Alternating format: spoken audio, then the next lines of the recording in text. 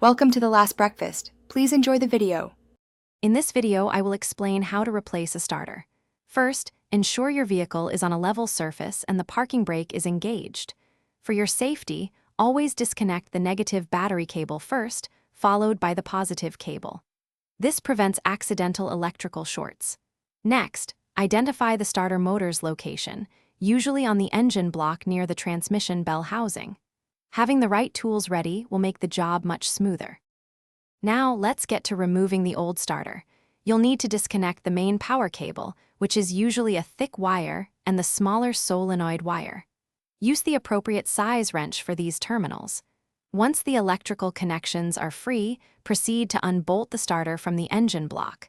There are typically 2 or 3 mounting bolts.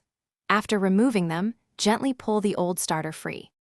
With the old starter out, it's time to install the new one. Carefully guide the new starter into its mounting position. Start threading the mounting bolts by hand to avoid cross-threading, then tighten them securely.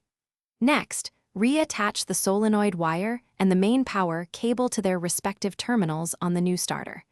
Ensure all connections are snug and properly insulated for reliable operation. Almost done, reconnect your battery cables, positive first, then negative. Double-check that all tools are clear of the engine bay. Now, try starting your vehicle. Listen for a strong, consistent cranking sound.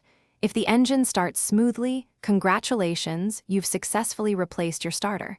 If not, recheck your connections. Thanks for watching. If this was helpful, leave a like and consider subscribing. See you next time.